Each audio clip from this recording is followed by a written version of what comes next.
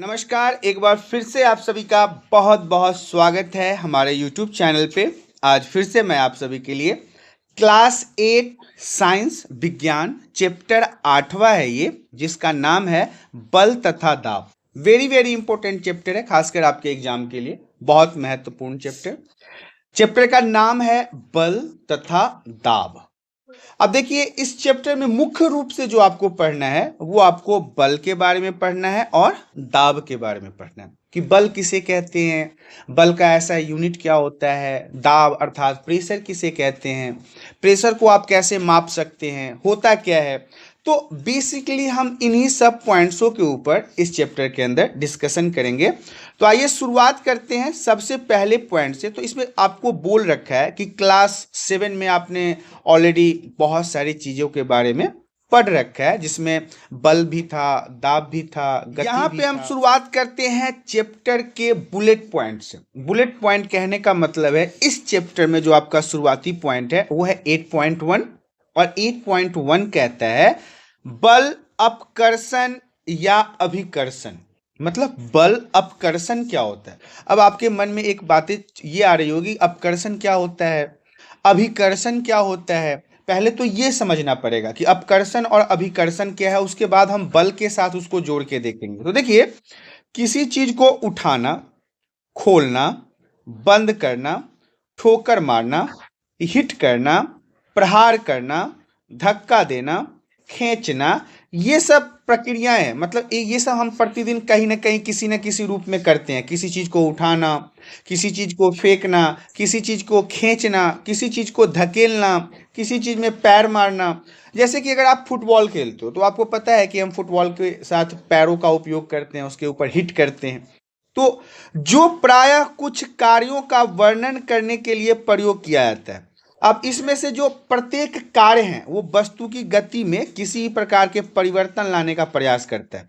मैंने जितनी भी चीज़ों के बारे में बताया, चाहे वो उठाना है, खोलना है, बंद करना है, ठोकर मारना है, हिट करना है, प्रहार करना है, धक्का करना है, तो ये किसी न किसी वस्तु के साथ हम उसके अवस्था में, उसके सिचुएशन में बदलाव लाने के लिए ही करते हैं, चाहे वो खींचना हो या धकेलना हो।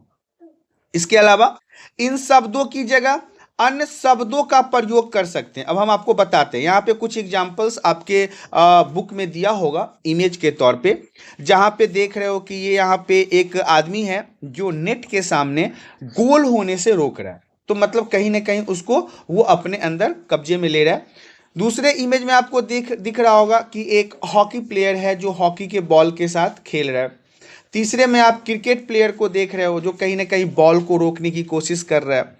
तो देखिए, अब इसमें आपको गोल गोल बचाते हुए इमेज 1 में दिख रहा है। इसके अलावा हॉकी का खिलाड़ी गेंद पर प्रहार करते हुए इमेज 2 में दिखाया जा रहा है और क्षेत्र रक्षक गेंद को रोकते हुए इमेज 3 में दिखाया जा रहा है।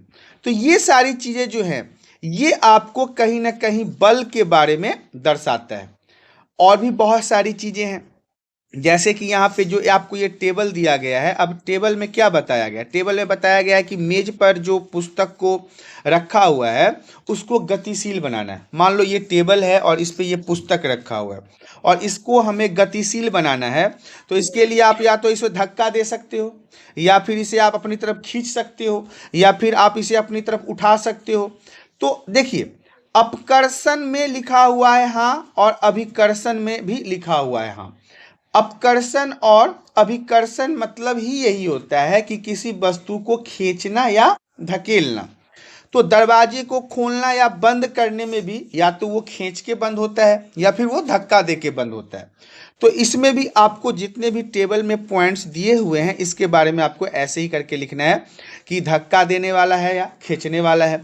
जैसे एक बल्लेबाज द्वारा क्रिकेट की गेंद पर प्रहार करना, तो ये क्या है, ये तो धक्का देना है, इसमें तो खींच के बॉल को अपनी तरफ नहीं लाएगा ना। तो ऐसे ही वस्तु, कौन सी वस्तु का उपयोग किस प्रकार से होता है वही आपको इस टेबल में लिखना है। साथ ही साथ अभिकर्षण और अभिकर्षण, अपकर्षण और अभिकर्षण के बारे में भी इसमें आपको अभी जो मैंने आपको यहाँ पे टेबल बताया है इसमें आपने देखा है ना कि प्रत्येक कार्य, जितने भी आप काम कर रहे हो उसमें अभिकर्षण अर्थात खींचना, याद रखना, अभिकर्षण का मतलब होता है खींचना और अपकर्षण का मतलब होता है धक्का देना। या तो हम किसी वस्तु को अपनी ओर खींच रहे हैं या फिर उस वस्तु को उसकी ओर धक्का दे रहे हैं। तो दोनों कार्यों में मतलब अब दरवाजा अगर खोलना हो तो कई सारे ऐसे दरवाजे होते हैं जो पुल होते हैं, कई सारे होते हैं जो दूसरी तरफ धकेल के खींचा जाता है। तो अपकर्षण और अपकर्षण दोनों यहाँ पे हो सकता है। किसी वस्तु को गति में लाने के लिए, कोई सा भी वस्तु हो, अगर उसे गति में लाने के लिए उसे धक्का देना हो तो वो अपकर्षित करना होता है, और अगर खींचा जा रहा हो तो वो अभिकर्षित करना होता है। तो यहाँ पे मैं आपको बता दूं कि विज्ञान में किसी वस्तु पर लगने वाले धक्के, कोई सा भी वस्तु हो, उस पे जब धक्के लगते हैं, अभिकर्षण या खिंचाव अपकर्षण को हम बल कहते हैं। अब बहुत सारे वस्तु है साइंस के नज़र में, तो जितनी भी आपको चीज़ें दिखाई दे रही है वो सारी चीज़ें एक तरह का वस्तु ही है। तो या तो हम उसे धक्का दे के खोलते हैं या फिर अपनी तरफ खींच के खोलते हैं। तो यही हमारा अभिकर्षण या अपकर्षण बल कहलाता है। हम बात करेंगे 8.2 के बारे में, क्योंकि 8.1 में हमने अभिकर्षण और अपकर्षण के बारे में ही पढ़ा है। ऊपर की तरफ मैं आपको लेके चलता हूँ, देख लीजिए। बल, अपकर्षण और अभिकर्षण, मतलब खींचना और धकेलना जो था ये हमारा यहाँ पे समाप्त हो गया। और मुझे पता है आपको समझ में भी आ गया होगा कि अभिकर्षण बल क्या है और अपकर्षण बल क्या है। ये चीजें होने के बाद जो हमें पढ़ना है वो है बल अन्योन्य क्रिया के कारण लगते हैं। मान लीजिए कोई आदमी स्थिर कार के पीछे खड़ा है, एक कार है, उसके पीछे कोई व्यक्ति खड़ा है, क्या उसकी उपस्थिति के कारण कार में गति आ जाएगी? अगर मान लो कोई व्यक्ति चुपचाप किसी गाड़ी के पीछे खड़ा है तो उसके पीछे खड़ा होने से गाड़ी चलना तो शुरू नहीं हो जाएगी। जैसा कि यहाँ पे आपको इमेज में दिखाया भी गया, इमेज को सही तरीके से देख लीजिए। कार के पीछे एक व्यक्ति खड़ा है और उस व्यक्ति के खड़ा होने से कार गतिशील नहीं होगी। मान लीजिए अब आदमी कार को धक्का लगाना शुरू कर देता है, कार को वो धक्का लगाना शुरू कर देता है, अर्थात उस पर बल लगाता है। तो बल की जो दिशा में गति करना प्रारंभ कर देगी, जैसे ही वो उस गाड़ी को धक्का देगा तो गाड़ी आगे की ओर बढ़ना शुरू हो जाएगी। तो अब ये क्या है, दूसरी तरफ देखिए, एक तो आदमी यहाँ पे खड़ा था जिसके कारण गाड़ी तो चली नहीं है। दूसरी तरफ जब आदमी ने धक्का लगाया तो धक्का लगाने से कार में गति आ गया, आदमी इसे कंटिन्यू धक्का लगाता रहा होगा और गाड़ी वो आगे बढ़ता रहा होगा। अब यहाँ पे हम आगे के एग्जाम्पल की तरफ बढ़ते हैं। देखिए, 3 परिस्थितियों को यहाँ पे दर्शाया गया है जिसमें आप संभवतः परिचित होंगे, आपको पहले से पता है इन स्थिति में कौन किसे खींच रहा है और कौन किसे धक्का दे रहा है। यहाँ पे गाड़ी को धक्का दे रहा है, यहाँ 2 लड़कियां एक दूसरे को धक्का दे रही है, ये बैल को अपनी तरफ खींच रहा है, ये दोनों एक दूसरे को अपनी तरफ खींच रहे हैं। तो यहाँ पे क्या जाहिर होता है कि कौन व्यक्ति किसको खींच रहा है और कौन व्यक्ति किसको धक्का दे रहा है। तो इससे वहां के बल का पता चलता है। जैसे कि चित्र 8.3 बी में आपने देखा कि लड़कियों का युग, मतलब एक लड़कियों का जोड़ा जो है वो एक दूसरे को खींचने का प्रयत्न कर रही है। और इसी प्रकार 8.3 के सी में जो गाय और आदमी है वो दोनों एक दूसरे को खींचते हुए दिखाई दे रहा है। आदमी उसे अपनी तरफ खींच रहा है और गाय जो है वो आदमी को अपनी तरफ खींच रहा है। यहाँ पर दर्शाई गई दोनों स्थितियों में लड़कियां एक दूसरे पर बल लगा रही है, और इन्हीं उदाहरणों से हम यह निष्कर्ष निकाल सकते हैं कि बल लगने के लिए कम से कम 2 वस्तुओं के बीच में क्रिया होना चाहिए। अकेला व्यक्ति किसी चीज के ऊपर तो बल नहीं लगाएगा ना, एक तो व्यक्ति होना चाहिए जो बल लगाएगा, दूसरा वो वस्तु होना चाहिए जिस पे बल लगाया जाएगा, और इन्हीं के बीच में बल लगाया। पॉइंट हमारा कहता है पॉइंट 8.3 बलों की खोजबीन, मतलब जो बल है इसका खोजबीन। तो अब हम बात कर लेते हैं इसके बारे में कि बलों का खोजबीन कैसे हुआ। क्या आपने कभी रस्सा कस्सी का खेल देखा है? रस्सा कस्सी समझते हो? ये देखिए, ये जो गेम है इसी को हम रस्सा कस्सी कहते हैं। मतलब दोनों तरफ से 3-3 व्यक्ति हैं और रस्सी को खींचा जा रहा है, बीच में एक लाल डोरी लगाई गई है, जो उसे अपनी तरफ खींच लेगा वो जीत जाएगा। तो रस्सा कस्सी का गेम के बारे में तो आपको पता चल गया। इसमें 2 टोलियां होती है और रस्सी को एक दूसरे की तरफ खींचा जाता है। खींचने के प्रयास करने में आपने यहाँ पे देखा है रस्सी बिल्कुल नहीं खिसकता है, रस्सी ना इधर जाता है ना उधर जाता है। तो दर्शाई गई जो स्थिति है इससे आप रस्साकसी के गेम को समझ सकते हैं। अब देखिए, जो टोली मतलब जिन तरफ से पावर ज्यादा जोर से लगाया जाएगा अर्थात अधिक बल लगाया जाएगा, अंत में विजयी तो वही होगा क्योंकि रस्सी उसी के तरफ खींच के चला जाएगा। ये उदाहरण बल के बारे में समझाता है। किसी वस्तु पर एक ही दिशा में लगाए गए बल जुड़ जाते हैं। जब एक ही दिशा की तरफ अगर आप बल उसे जोर से खींचोगे तो वो जुड़ता चला जाएगा। अब देखिए, यदि किसी वस्तु पर दो बल विपरीत दिशा में कार्य करते हैं तो उसके ऊपर कुल नेट बल जो है वो दोनों के बीच के अंतर के बराबर होता है। अब रस्साकसी में क्या होता है, तीन आदमी उधर से खींच रहा है, तीन आदमी उधर से खींच रहा है, तो दोनों तरफ से बल लग रहा है, तो इन दोनों के बलों के अंतर के बराबर ही उसका बल लगेगा। जैसा कि क्रियाकलाप 8.2 में आपको दिखाई दे रहा है। 8.2 की तरफ मैं आपको लेके चलता हूं। ये रहा हमारा 8.2। अब यहाँ पे आपको जो बल लग रहा है वो आपको दिखाई दे रहा है।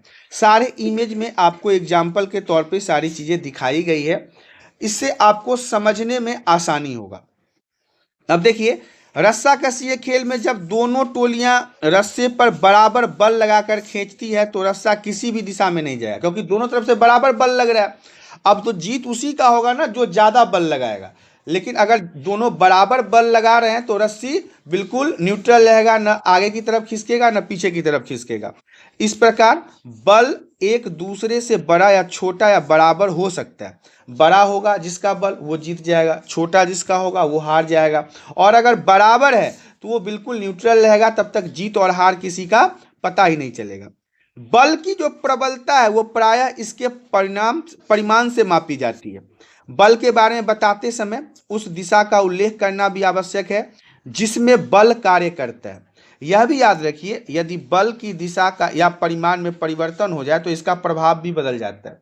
अगर बल के दिशा में या उसके परिमाण में थोड़ा सा भी चेंजिंग होगा तो उसका प्रभाव भी बदल जाता है, अलग हो जाता है। अगला पॉइंट हमारा कहता है 8.4, बल वस्तु की गति की अवस्था में परिवर्तन कर सकता है। हाँ, बिल्कुल कर सकता है। बल जो है, जो हम उस पे बल लगाएंगे किसी वस्तु पे, तो उसकी अवस्था में तो वो परिवर्तन कर ही सकता है, गति में।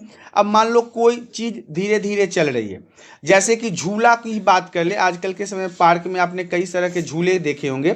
जिस झूले पे आप किसी को अगर बैठा के झूलाओ तो वो थोड़ी देर के बाद स्लो होने लगता है, लेकिन वो गति तो रहता ही है, लेकिन अचानक से फिर जाकर उसके ऊपर हम बल लगाएं तो झूला फिर से तेज हो जाता है। तो यहाँ पे वही कह रहा है कि बल जो है वो वस्तु की गति की अवस्था में परिवर्तन ला सकता है। अब देखिए क्या होता है इसमें, वस्तु के अवस्था में परिवर्तन लाने का मतलब है कि क्रिकेट खेलते समय आपको पता है, आपने फटाक से एक छक्का मार दिया या चौका मार दिया तो जो गेंद होता है वो बड़ी तेज गति से बाउंड्री की तरफ बढ़ता है, लेकिन उसको रोकने वाले भी तो लोग होते हैं। फील्डर जो होते हैं वो क्या करते हैं, गेंद को रोकने की कोशिश करते हैं।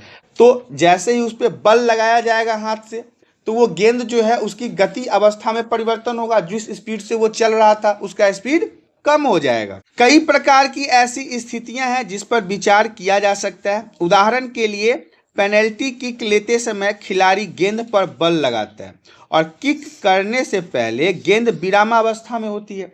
जब आपको पता है कि जाल की तरफ हमें फुटबॉल को मार के जाल के अंदर भेजना होता है तो बॉल तो स्थिर ही होती है, हम दौड़ते हुए आते हैं और पैर से किक करते हैं और बॉल को नेट के अंदर भेजने की कोशिश करते हैं। लेकिन जब वो बॉल खड़ी होती है, पड़ी होती है विरामावस्था में, तो इसकी चाल तो शून्य होती है, लेकिन गेंद को गोल की ओर गति प्रदान करने के लिए बाहर से किक किया जाता है। मान लीजिए गोली गोल बचाने के लिए गेंद पर झपटता है। गोली कहने का मतलब है जो नेट के पास खड़ा है और जिसे गोल को बचाने का काम है, वो खड़ा रहता है ना, उसे बॉल अंदर नहीं जाने देना होता है। या उछालता है। इस क्रिया द्वारा गोली जो है वो गेंदशील गेंद पर लगाने का प्रयत्न करता है और उसके द्वारा जो बल गेंद पर लगाया जाता है उसको विपेक्षित कर सकता है, रोक सकता है और गोल होने से बचा सकता है। जैसे किसी ने किक किया, उसने जाकर उसको पकड़ लिया तो गोल होने से बचा देगा। और जो वस्तु में अवस्था में परिवर्तन आया है उसे भी जैसे वो पकड़ेगा वो शून्य हो जाएगा, खत्म हो जाएगा और इसकी चाल जो है वो शून्य हो जाती है। इस उदाहरण से आप यही समझ सकते हैं किसी वस्तु पर लगाए गए बल द्वारा उसकी चाल बदली जा सकती है। यदि लगाया गया बल गति की दिशा में है तो वस्तु की चाल बढ़ जाती है। मतलब कि जिस तरफ से वस्तु पहले से चल रहा है उसी तरफ यदि और धक्का लगा दिया जाए तो उसकी चाल की अवस्था में परिवर्तन आ जाता है, और वस्तु की चाल या तो फिर विपरीत दिशा में लगाया जाए, उल्टे दिशा में लगाया जाए तो उसकी चाल में कमी देखने को मिलता है। अब हम कुछ और उदाहरणों के बारे में बात कर लेते हैं। वॉलीबॉल के खेल में जो खिलाड़ी है वो प्रायः विजयी चाल बनाने के लिए गतिशील गेंद को धकेल कर अपने टीम साथियों के पास पहुंचा देता है। बॉल का खेल देखा होगा आपने, बॉल तो चलता ही रहता है, उसी चलते हुए बॉल को धकेल के वो अपने दूसरे पार्टनर के पास पहुंचाने की कोशिश करता है। कभी कभी जोर से प्रहार करके गेंद को मैदान के दूसरी ओर भी पहुंचा दिया जाता है ताकि उसका जो साथी हो वो गोल करने में सफल हो। क्रिकेट में जो बल्लेबाज होते हैं वो बल्ले से गेंद पर बल लगाकर अपना शॉट खेलते हैं ताकि वो छक्का और चौका जा सके।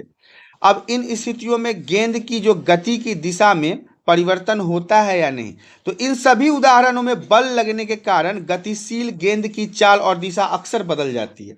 चाहे वो फुटबॉल के खेल में हो या फिर वो हॉकी के खेल में हो, चाहे वो वॉलीबॉल के खेल में हो, उसमें जो गति होती है बॉल की वो बल लगाने के कारण पहले की दिशा से अलग हो जाती है। किसी वस्तु की चाल अथवा उसकी गति की दिशा अथवा दोनों में होने वाले परिवर्तन को इसकी गति की अवस्था में परिवर्तन द्वारा व्यक्त किया जा सकता है। जैसे कोई भी बल हो, बल द्वारा वस्तु की गति की अवस्था में परिवर्तन लाया जा सकता है। कोई सा भी वस्तु हो उसकी अवस्था में परिवर्तन लाने के लिए हम बल का उपयोग करते हैं। देखिए, यह हमारा अनुभव के बारे में था। अनेक बार बल लगाने पर भी वस्तु की गति की अवस्था में परिवर्तन नहीं होता। देखिए यहाँ पे दूसरा उदाहरण भी बता रहा है, कई बार ऐसा भी होता है कि बल लगाने के बावजूद भी वस्तु की गति की अवस्था में परिवर्तन देखने को नहीं मिलता। उदाहरण के लिए एग्जाम्पल बताया गया है, एक भारी बंदूक आपके द्वारा अधिकतम बल लगाए जाने पर भी गति न करे। एक बहुत भारी बंदूक है, उस पर हमने बल लगाया है, प्रेशर डाला है, लेकिन वो गति नहीं कर रहा है।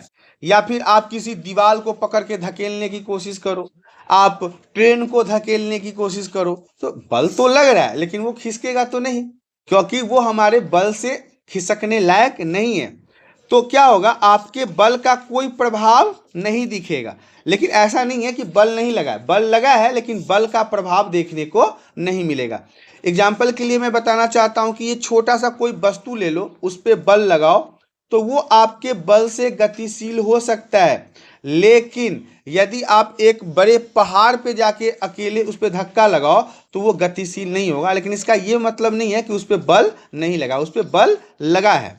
8.5 पॉइंट हमारा कहता है बल किसी वस्तु की आकृति में परिवर्तन कर सकता है। जो बल है वो किसी वस्तु के आकार में, साइज में, ढांचा में परिवर्तन ला सकता है। तो देखिए, आपको पता है कि आटा को गूंदने के बाद उसका साइज बदल जाता है। तो ये तो है ना कि उस पर तो क्या लगा, आटा गूंदने में तो बल ही लगता है ना। तो बल लगने से क्या होता है, उसके आकार में बदलाव देखने को मिलता है। तो ये बात तो याद रखिएगा कि हाँ, बल लगाने के बाद आकार में परिवर्तन हो जाता है।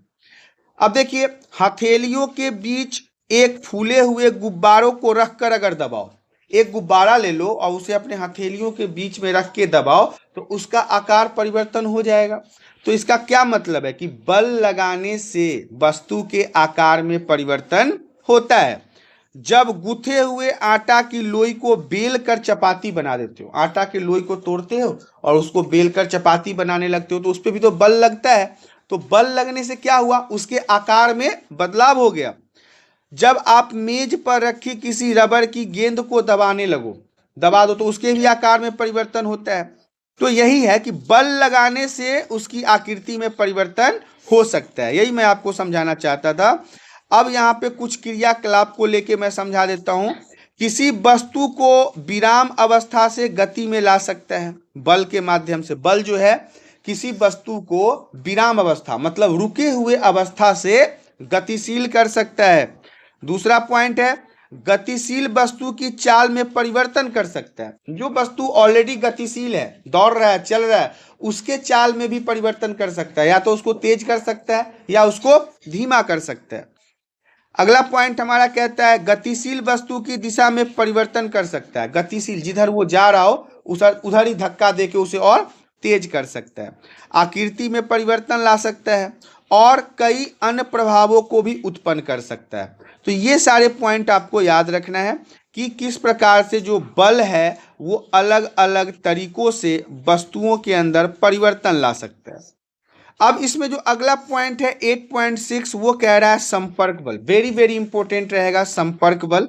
संपर्क बल में सबसे पहले पेशीय बल आता है। आपको पेशीय बल के बारे में याद रखना है। इसमें कहा गया है क्या आप मेज पर रखी किसी पुस्तक को बगैर छुए या धकेले उठा सकते हो? अगर टेबल पे कुछ रखा हुआ है, कोई वस्तु रखा हुआ है, तो बिना छुए या बिना धकेले उसे उठाया जा सकता है। क्या आप बगैर पकड़े पानी की किसी बाल्टी को उठा सकते हो? पानी का बाल्टी है, उसे बिना छुए आपको उठाना है। सामान्यतः किसी वस्तु पर बल लगाने के लिए आपके शरीर का वस्तु के साथ संपर्क होना चाहिए। किसी भी वस्तु पे यदि आप बल लगाना चाहते हो तो उस वस्तु को छूना पड़ेगा। संपर्क या किसी छड़ी या रस्सी की मदद से भी आप इन चीज़ों को कर सकते हो। देखिए कई बार क्या होता है कि आप रस्सी के माध्यम से या लकड़ी के माध्यम से भी उसे उठा सकते हो। जब हम किसी वस्तु जैसे विद्यालय का बस्ता हो गया, बैग हो गया, या फिर पानी का बाल्टी उठाते हैं तो वहाँ पे बल कहाँ से आता है? यह बल हमारे शरीर के मांसपेशी से आता है, हाथ के हड्डी से आता है। तो इसे हम पेशीय बल कहते हैं। याद रखिएगा, बल हमारे शरीर, यह बल क्या होता है? हमारे शरीर के मांसपेशियों द्वारा लगता है। मांसपेशियों द्वारा लगता है यह बल। हमारी मांसपेशियों के क्रिया स्वरूप लगने वाले बल को ही हम पेशीय बल के नाम से जानते हैं। देखिए पशु भी अपनी शारीरिक क्रियाकलाप एवं अन्य कार्य करते हैं। जो जानवर होते हैं वो भी अपने अन्य कार्यों को करते हैं। उनके द्वारा भी पेशीय बल का उपयोग होता है। बैलगाड़ी वगैरह में जो बैल चलता था तो वो अपने पावर के कारण ही तो टायर गाड़ी को खींचता था। इसमें आपको बैल, घोड़े, गधे, ऊंट जैसे पशु हमारे लिए पेशीय बल लगा के कई प्रकार के कार्य करते हैं। वे पेशीय बल का उपयोग करते हैं। ये जानवर सब भी जो हैं वो पेशीय बल का उपयोग करते हैं, क्योंकि पेशीय बल तभी लगाया जा सकता है जब पेशियां किसी वस्तु के संपर्क में हो, जब हमारा हाथ किसी वस्तु के संपर्क में हो। इसीलिए इसे हम संपर्क बल भी कहते हैं। नेक्स्ट पॉइंट हमारा कहता है घर्षण क्या होता है, फ्रिक्शन क्या होता है। आपने कुछ अनुभवों को स्मरण कीजिए। फर्श पर जब कोई गेंद लुढ़कता है और धीरे धीरे उसकी गति धीमी हो जाती है और अंत में वो क्या होता है? रुक जाता है। साइकिल चलाते समय जब आप पैडल चलाना बंद कर देंगे तो धीरे धीरे आपकी साइकिल धीमी हो जाएगी और फिर वो जाके रुक जाएगी। और किसी कार या स्कूटर के इंजन को बंद कर देने पर क्या होगा? कुछ समय के बाद वो रुक जाएगा। इस प्रकार नाव भी अगर खेना बंद कर दो, नाव में अगर डंडा लगाना बंद कर दो तो कुछ दूर चलकर वो भी रुक जाएगा। तो इन सभी स्थितियों में वस्तु पर कोई बल लगता प्रतीत नहीं होता। कोई बल लगता हुआ तो नहीं दिखाई देता। अब मान लो कोई बॉल अगर फील्ड में मार फेंक दिया मैंने, तो वो हमेशा चलता ही रहेगा क्या? नहीं, वो तो एक समय में जाके रुक जाएगा। लेकिन कोई उसे तो रोका नहीं है, तो फिर वो रुका कैसे? तो कोई बल तो लगता हुआ नहीं दिखता, लेकिन उस पर बल तो लगता है।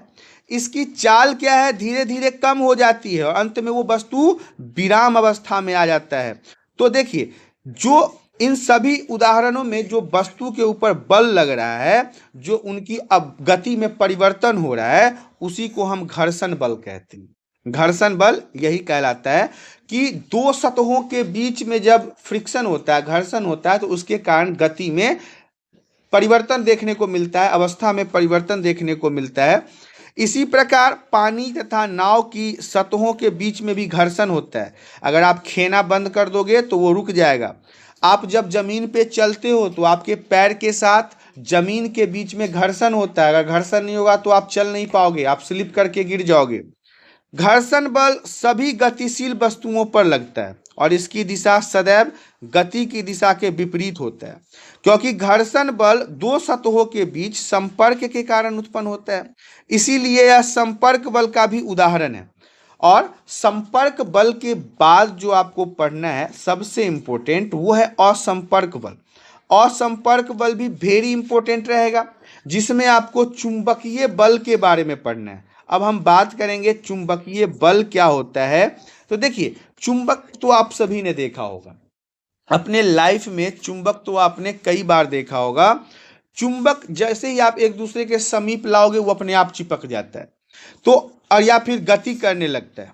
तो क्या होता है, हमने इसके बारे में कक्षा 6 में पढ़ा है, याद रखिएगा। दो चुंबकों के समान ध्रुव एक दूसरे को प्रतिकर्षित करते हैं और असमान ध्रुव एक दूसरे को आकर्षित करते हैं। चुंबक में देखा है, कभी कभी आप उल्टा उसे चिपकाओ तो वो क्या होगा, एक दूसरा चुंबक एक दूसरे से भागना शुरू कर देता है, चिपकेगा ही नहीं। लेकिन जैसे ही उसके अपोजिट जाओगे तो वो एक दूसरे के साथ चिपक जाएगा। तो चुंबकों के बीच में जो बल आपको दिखाई दे रहा है उन्हें हम संपर्क में लाना पड़ता है। मतलब अगर लाते हैं तो कभी भी चुंबक जो है वो बल नहीं भी लगाओ, आप बस साथ में रख दो तो वो आपके सामने चिपक जाएगा। तो एक चुंबक दूसरे चुंबक पर बगैर संपर्क में आए ही बल लगा सकता है। चुंबक द्वारा यह जो बल लगता है यही असंपर्क बल का उदाहरण है। चुंबक जो है किसी लोहे के टुकड़े पर लगाया गया बल भी असंपर्क बल, लोहा के साथ चुंबक चिपक जाता है, तो ये भी कहीं ना कहीं असंपर्क बल के उदाहरण के रूप में जाना जाता है। नेक्स्ट पॉइंट हमारा कहता है स्थिर वैद्युत बल। ये भी इंपॉर्टेंट रहेगा। स्थिर वैद्युत बल किसे कहते हैं, इसे समझ लेते हैं। देखिए, कागज की शीट से रगड़ा जाने वाला स्ट्रॉ स्थिर वैद्युत आवेश उपार्जित करते हैं। या फिर आप अगर ये नहीं समझ पा रहे हैं तो आप याद रखिएगा, थोड़ा सा अगर आपके सर में तेल लगा हुआ है और उसमें आप कंघी को रगड़ के छोटे छोटे कागज के टुकड़ों को चिपकाओगे तो उसमें चिपक जाएगा। एक आवेशित वस्तु द्वारा किसी दूसरे आवेशित अथवा अनावेशित वस्तु पर लगाया गया बल स्थिर वैद्युत बल कहलाता है। आवेशित मतलब जानते हो क्या होता है, चार्ज प्लस या माइनस। वस्तु के संपर्क में न होने पर भी यह बल कार्य करता है। इसलिए जो स्थिर वैद्युत बल है असंपर्क बल का भी एक उदाहरण है। ये संपर्क में, जैसे ही आप अपने कंघी को बाल में रगड़ोगे और छोटे छोटे कागज के टुकड़े के साथ ऊपर ही रखोगे तो वो कागज के टुकड़े खींच के उसके साथ चिपक जाते हैं, तो ये असंपर्क बल का उदाहरण हुआ। वैद्युत आवेशों के बारे में भी हम विस्तार से अध्ययन करेंगे। आप लेसन 12 में इसके बारे में डिटेल्स में पढ़ने वाले हैं। अब हम बात कर लेते हैं गुरुत्वाकर्षण बल के बारे में। ग्रेविटेशनल फोर्स क्या होता है, वेरी वेरी इंपॉर्टेंट रहेगा। VVI मैं लिख देता हूं क्योंकि एग्जाम में पूछे जाने की संभावना ज़्यादा होता है। तो देखिए, आपको पता है कोई भी वस्तु आपके हाथों से अगर छूट जाता है तो वो जमीन पे ही आके गिरता है। चाहे वो कोई भी वस्तु, वो धरती की ओर आकर गिर जाता है। पेड़ से अलग होने के पश्चात पत्तियां हो, फल हो या जो भी चीजें हो, वो धरती पर आके ही गिरता है। जब सिक्का आपके हाथ में पकड़ो और वह विराम अवस्था में है, लेकिन जैसे ही आप उसे छोड़ दोगे यह नीचे की ओर गिरना प्रारंभ हो जाता है। इससे स्पष्ट यही होता है कि इसके ऊपर बल जो लगा हुआ है वो उसे अपनी ओर खींचता है, पृथ्वी की तरफ वो खींचा चला जाता है। वस्तुएं पृथ्वी की ओर इसलिए गिरती है क्योंकि यह उन्हें अपनी ओर आकर्षित करता है। पृथ्वी जो है वो वस्तुओं को अपनी ओर आकर्षित करता है और इसी बल को गुरुत्व बल और केवल गुरुत्व भी कहते हैं। इसी बल को गुरुत्व बल भी कहते हैं, ग्रेविटेशनल फोर्स भी कहते हैं या गुरुत्व भी कहते हैं। यह एक आकर्षण बल भी होता है, अट्रैक्शन बल भी कहलाता है। गुरुत्व बल प्रत्येक वस्तु पर लगता है। गुरुत्व बल हम सभी पर हर समय बगैर हमारी जानकारी के लगा रहता है। हमारे ऊपर भी गुरुत्व बल हमेशा लगा रहता है। पानी धरती की ओर बहने लगता है, गुरुत्व बल के कारण ही नदियों का पानी नीचे की ओर बहता है। याद रखिएगा, हमेशा पानी नीचे की ओर बहता है। अब हम इस चैप्टर के दूसरे वेरी वेरी इंपॉर्टेंट पॉइंट्स की तरफ आ गए हैं, जिसका नाम है दाब। दाब किसे कहते हैं? यहां आपसे पूछा जा रहा है क्या दाब और बल में कोई संबंध है, हमें इसे पता लगाना है। कि लकड़ी के तख्ते के तरफ एक कील को आपको इसके शीर्ष से ठोकने का प्रयास करना है। आप सफल हो पाएंगे? नहीं हो पाएंगे। अब कील के नुकीले सिरे को ठोकने का प्रयत्न कीजिए, जैसा कि 8.12 में आपको यहाँ पे दर्शाया गया है। अगर आप हथौड़ी से इसके ऊपर अटैक करोगे तो ये आसानी से उस लकड़ी के अंदर चला जाएगा। तो देखिए, प्रेशर जो होता है ये आपको समझना बहुत जरूरी है। क्या आपको लगता है कि जिस क्षेत्रफल पर बल लगाया जाता है, उदाहरण के लिए कील के नुकीले सिरे पर, तो कार्यों को आसान बनाने की भूमिका निभाता है। इसका मतलब क्या है? किसी पृष्ठ के प्रति एकांक क्षेत्रफल पर लगने वाले बल को दाब कहते हैं। किसी पृष्ठ के मतलब किसी पृष्ठ के एकांक क्षेत्रफल पर यदि कोई बल लगता है तो इसे हम दाब कहते हैं, प्रेशर कहते हैं। और प्रेशर इक्वल टू होता है, अर्थात दाब इक्वल टू होता है बल बटा क्षेत्रफल जिस पर यह प्रेशर लगाया जाता है। वेरी वेरी इंपॉर्टेंट पॉइंट्स है, याद रखिएगा, एग्जाम में बहुत ज्यादा काम आने वाला है। एक और पॉइंट यहाँ पे आपको समझना पड़ेगा कि बल बराबर हो तो पृष्ठ का क्षेत्रफल कम होगा, उस पर दाब उतना ही अधिक लगेगा। कील की नुकीले सिरे जो होते हैं उसका क्षेत्रफल इसके शीर्ष की अपेक्षा बहुत कम होता है। कील का पता है ना, पीछे की तरफ मोटा होता है लेकिन आगे की तरफ नुकीला होता है, इसलिए बल कील के नुकीले सिरे की लकड़ी के तख्ते में ठोकने के लिए पर्याप्त दाब उत्पन्न करता है। कभी भी उल्टा कील तो किसी को ठोकते हुए नहीं देखोगे, जो नुकीला साइड होता है उसी को ठोका जाता है। तो यहाँ पे ये दाब के बारे में था। अब हम बात करेंगे 8.9 द्रवों तथा गैसों द्वारा लगाया गया दाब। द्रव जो होता है वाटर, लिक्विड या फिर गैस, गैस के द्वारा जो प्रेशर लगाया जाता है इसके बारे में हम बात करेंगे। अब देखिए यहाँ पे दो पाइपलाइन एग्जाम्पल के लिए आपको समझाया गया है, इसे ध्यान से समझिए। किसी बर्तन की तली पर पानी द्वारा लगाया जाने वाला दाब, और या फिर गैस की अगर हम बात कर ले तो गैस तो पेंदी में नहीं लगता, गैस तो स्प्रेडेबल होता है, फैलने वाला होता है, तो वो पूरे जार के ऊपर लगता है। यहाँ पे कई सारे उदाहरण देकर आपको बताया गया है। तो मैं आपको यहाँ पे बताना चाहूँगा कि ये सारे एक्सपेरिमेंट जो है वो कहीं ना कहीं आपको यही दर्शाता है कि किस प्रकार से लिक्विड या फिर किस प्रकार से गैस किसी वस्तु के ऊपर दाब लगाता है। जब आप किसी गुब्बारे को फुलाते हो तो उसके मुंह को क्यों बंद करना पड़ता है? गुब्बारे के मुंह को क्यों बंद करना पड़ता है? यदि किसी फुलाए हुए गुब्बारे को मुंह को खोल दे, मतलब किसी फूले हुए गुब्बारे के ऊपर के ढक्कन को खोल दे, तो क्या होगा कि गुब्बारा से सारा गैस निकल जाएगा। तो हम कह सकते हैं वायु जो है वो प्रत्येक दिशा में प्रेशर लगाता है, चारों तरफ से प्रेशर लगाता है। आपको याद रखना है कि साइकिल के ट्यूब में पंक्चर अगर हो जाए तो अंदर की हवा का क्या होता है, वो बाहर निकल जाता है। तो गैसें जिस बर्तन में रखी जाती है उसकी दीवारों पर वह दाब डालता ही डालता है। चाहे वो सिलेंडर की बात कर लो तो सिलेंडर लोहे का होता है, वो लोहे के चारों तरफ हर एक दीवार पे गैस के माध्यम से प्रेशर डाला जाता है। अब यहाँ पे वेरी वेरी इंपॉर्टेंट पॉइंट फिर से आ गया है, वायुमंडलीय दाब। इसे समझ लेते हैं। देखिए मतलब हमारे चारों ओर हवा ही हवा है, वायु ही वायु है, और वायु के इसी आवरण को हम वायुमंडल कहते हैं। आवरण का मतलब है जो स्प्रेडेबल चारों तरफ मेरे फैला हुआ है, इसी को हम वायुमंडल के नाम से जानते हैं। वायुमंडलीय वायु पृथ्वी के तल में कई किलोमीटर से ऊपर तक फैला हुआ है, मतलब पृथ्वी के तल जहाँ पे हम लोग रहते हैं यहाँ से ऊपर तक कई किलोमीटर तक फैला हुआ है। इस वायु द्वारा लगाए गए दाब को ही हम वायुमंडलीय दाब कहते हैं। ये जो वायु है इसके द्वारा जो भी प्रेशर लगाया जाता है इसे हम वायुमंडलीय दाब के नाम से जानते हैं। अब यहाँ पे आपको मैं बता दूं कि इसके कई सारे तरीके हैं जिसके माध्यम से आप चेक कर सकते हैं। हालांकि यहाँ पे एक और दिया गया है, एक पृष्ठ पर दबाया हुआ रबर का जो चूसक है, ये एक साउंड सिस्टम है जो पहले चला करता था, अब नहीं चलता है।